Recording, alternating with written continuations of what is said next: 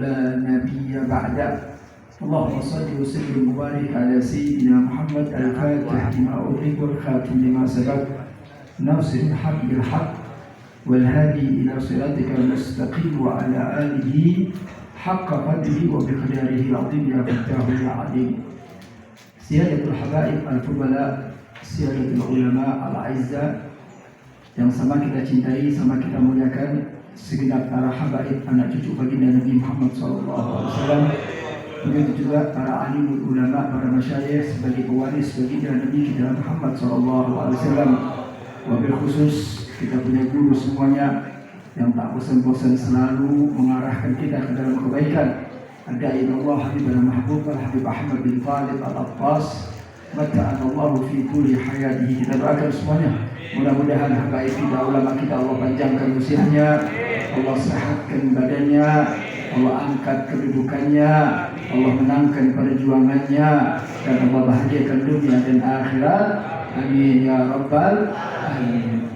Hadirin yang dirahmati Allah Subhanahu wa taala, ada sebuah riwayat hadis yang diriwayatkan oleh Ibnu Abbas ketika Ibnu Abbas menanyakan kepada baginda Nabi kita Muhammad sallallahu alaihi wasallam satu pertanyaan yang cukup indah, satu pertanyaan yang cukup bagus, di mana Ibnu Abbas mengatakan, ya Rasulullah, ayyu julasa'ina khairan? Ya Rasul, tunjukkan kepada kami majlis apa sih yang bagus itu? Majlis yang model bagaimana sih? Majlis yang baik itu majlis yang bagaimana? Ibnu Abbas bertanya kepada manusia Abu Habibina Muhammad sallallahu alaihi wasallam. Sudah barang tentu pertanyaan ini begitu bagus, dan yang menjawab adalah baginda Nabi kita Muhammad sallallahu alaihi wasallam. Apa kriterianya? Yang dikatakan majelis yang baik itu yang bagaimana? Majelis yang bagus itu yang bagaimana? Mungkin kalau kita menjawab pertanyaan ini, mungkin kita menjawab majelis yang bagus adalah majelis yang banyak jamaahnya. Majelis yang bagus adalah majelis yang terakhir makan nasi kebuli. Majelis yang bagus adalah majelis yang ketika pembicaranya adalah banyak.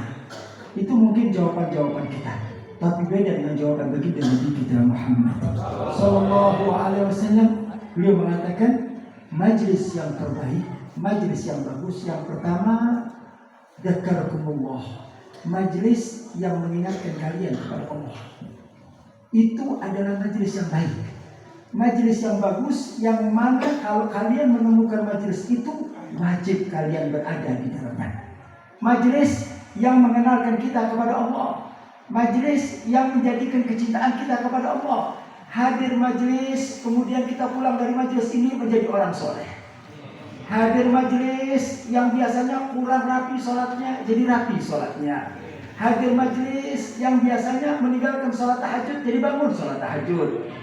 Majlis yang biasanya kita meninggalkan sholat berjamaah, berkat hadir majlis kita tidak pernah lagi meninggalkan sholat jamaah. Jadi majlis yang mengingatkan kita kepada Allah. Kalau ada majlis seperti itu, hadir di dalamnya, duduk di dalamnya. Jadi kriteria yang diajarkan oleh baginda Nabi Muhammad SAW begitu indah, luar biasa. Majlis jadi majlis yang kalau kita keluar jadi ingat sama Allah, jadi takut sama Allah, jadi dekat sama Allah. Bukan sembarang majlis.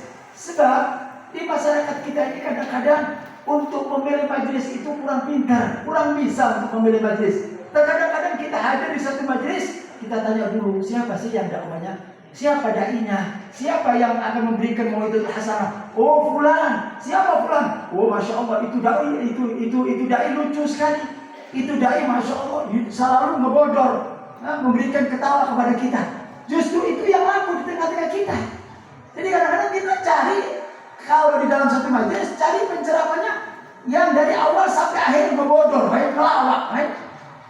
Nah kalau kita mudah model seperti itu, apa bedanya sama kita mudah melawak? Jadi cari seorang dai, cari seorang ulama, cari seorang kiai yang akan mengenalkan kita kepada Allah, makin takut kita kepada Allah, makin dekat kita kepada Allah, makin kita bisa mengoreksi kita punya diri, menjalankan segala perintah Allah dan meninggalkan segala larangan Allah. Itu adalah majelis yang dikatakan oleh Rasulullah, khairul majlis. Sebaik-baiknya majelis itulah majelis. Nah, jadi kalau kita mendengar di satu majelis ada dai atau Jangan alergi. Kita kadang-kadang kalau lihat ada habaib, ada kiai, ketika menyampaikan satu materi dengan penyampaian yang tegas, dengan penyampaian yang keras, oh hati-hati sama kiai, hati-hati sama habaib itu model-model itu model-model teroris, model radikal. Padahal cara penyampaiannya memang begitu. Tapi kita SAW mengajarkan kepada kita, Nabi kalau ketika berceramah depan umat, marrat wajhu wa ala sautu ka'annahu mundirul jaysh. Nabi itu kalau ceramah mukanya merah. Kalau ceramah suaranya diangkat, ka'annahu mundirul jaysh, seperti seorang jenderal yang sedang mengomando pasukannya untuk berperang. Itu bagi Nabi Muhammad sallallahu alaihi wasallam.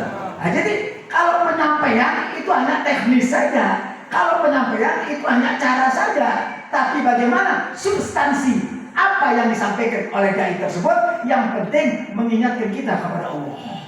Pulang dari tempat ini yang biasanya kita melakukan perbuatan maksiat, berkat majelis berhenti maksiatnya. Yang mana kita sering meninggalkan perintah-perintah Allah, pulang dari majelis ini semangat untuk menjalankan segala perintah-perintah Allah. Nah, majelis seperti ini yang dikatakan oleh Nabi, majelis yang terbaik. Ketika kita pulang, menjadikan hati kita makin takut kepada Allah, makin dekat kepada Allah. Kemudian yang kedua, Nabi mengatakan majelis yang terbaik adalah zada ilmu. Satu majelis yang kalau kita datang bertambah ilmunya. Jadi kita datang di sini adalah menimba ilmu daripada ilmunya bagi Nabi kita Muhammad. Disampaikan oleh para kiai, disampaikan oleh para habaib, semuanya itu bersumber dari Nabi Muhammad. Sehingga dikatakan man akhadaha faqad akhadha bihabdin wafir. Siapa yang mengambil ilmu tersebut, sungguh dia telah mengambil bagian yang terbesar daripada baginda Nabi kita Muhammad. Ini ilmu adalah ilmunya Nabi Muhammad. Ini ilmu adalah warisan Nabi Muhammad. Nabi Muhammad tidak meninggalkan harta, Nabi Muhammad tidak meninggalkan dirham. Yang ditinggalkan adalah ilmu. Bagaimana caranya supaya kita datang di sini bisa mengambil bagian daripada ilmunya Nabi Muhammad. Ibadallah. Dengan ilmu itu nanti kita bisa membedakan mana yang hak, mana yang batil, mana yang halal, mana yang haram, mana yang boleh, mana yang tidak boleh, mana yang perintah, mana yang dilarang. Dengan ilmu itu kita bisa jalan kepada kebenaran. Kalau tanpa ilmu bagaimana kita bisa tahu kebenaran? Sumber kebenaran itu ilmu yang datang dari Nabi Muhammad SAW. Itu adalah sumber kebenaran. Jadi kalau kita ingin selamat, ingin sukses dunia dan akhirat, syarat utama adalah al-ilmu. Harus kita punya ilmu. Nah, ilmu adalah ilmu yang datang dari Nabi Muhammad SAW. Ketika kita hadir majelis di tempat ini, yuk kita mengambil. Untuk apa? Mengambil daripada ilmunya Nabi Muhammad. Sehingga kita pulang dari tempat ini bertambah ilmu kita. Ketika kita sudah mengambil ilmu Nabi Muhammad, kemudian kita menyalurkan ilmu Nabi Muhammad. Pulang ke rumah sampaikan kepada istri kita, pulang ke rumah sampaikan kepada anak-anak kita, pulang ke rumah sampaikan kepada tetangga kita. Apa yang kita dapatkan dari para habaib, dari para ulama, dari para kiai, sampaikan keluar. Bagaimana kita bisa berdakwah kalau kita tidak punya ilmu? Bagaimana kita bisa menyampaikan kebenaran kalau kita tidak duduk dengan para ulama? Para ulama warasatul anbiya, habaib pewaris Nabi. Disitulah gudang ilmu, disitulah tempatnya ilmu. Jadi kita mengambil ilmu dari tempatnya yang bersumber dari baginda Nabi Muhammad Sallallahu Alaihi Wasallam. Jadi majelis ini jangan hanya dijadikan hanya sekedar oh ini majelis bulanan, hadir, duduk, ngaji, sholawat, makan, pulang. Apa yang begini teh?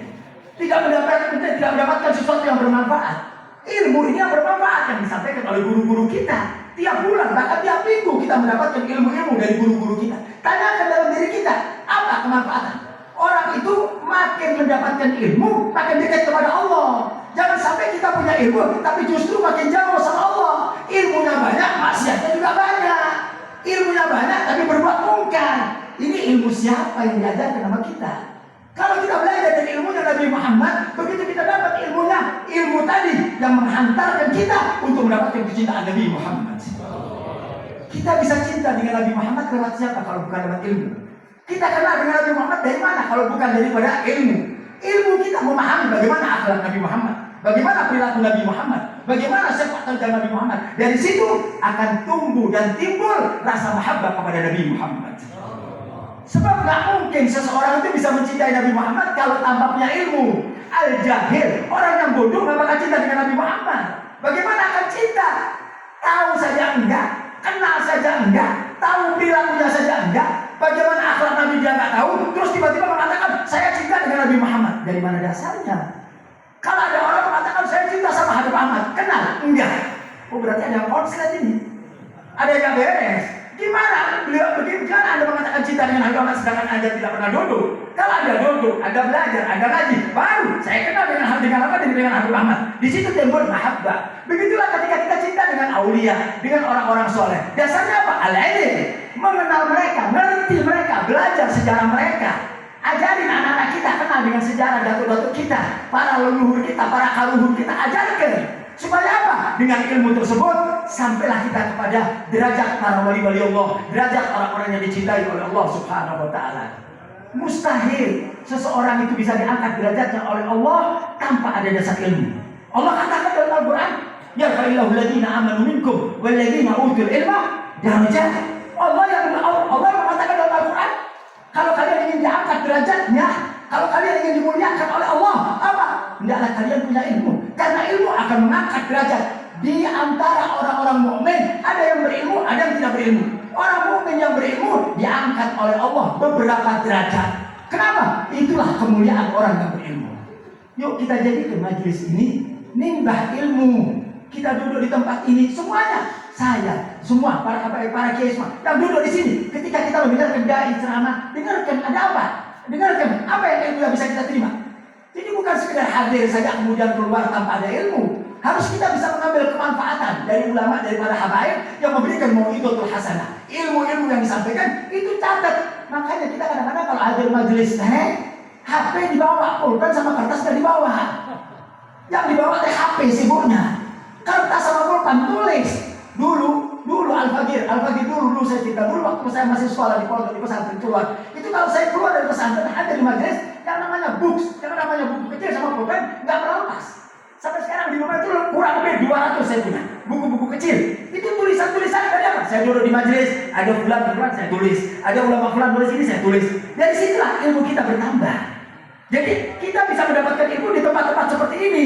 Apa iya? Bapak mau mendapatkan ilmu dari warung, dapatkan ilmu dari mall, dapat ilmu kan dari mana? Dari pasar? Enggak, dari tempat ini kalian bisa ambil ilmu. Nah, kesempatan ini fursat dhahabiyah. Kesempatan emas ini jangan disia-siakan. Duduk di tempat ini tulis, iya, kiai yang menyampaikan, apa yang menyampaikan, tulis supaya orang menambah ilmu. Nah, dengan ilmu akan menghantarkan kita selamat dari dunia sampai akhirat. Yang kedua, yang ketiga, yang terakhir, majelis yang terbaik adalah majelis yang mengingatkan kalian kepada akhirat. Mengingatkan kita kepada akhirat agar kita ingat, ya Allah, sebentar lagi kita akan kembali ke hadirat Allah. Sebentar lagi kita akan dipanggil oleh Allah. Sebentar lagi kita akan meninggal. Tanyakan dalam diri kita, apa persiapan kita ketika ajal akan menjemput. Tanyakan dalam diri kita, kalau seandainya malam ini atau subuh nanti kita diambil oleh Allah, apa persiapan kita? Apa yang sudah kita capai?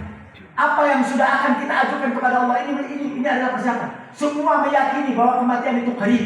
Kullu atin qarib. Kematian itu kapan waktu bisa datang? Tanyakan dalam diri kita.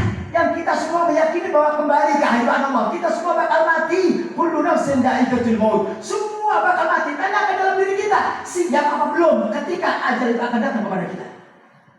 Ibadah Allah, kematian ini bukan tawar-menawar antara kita sama Allah. Kematian ini adalah ketetapan dari Allah.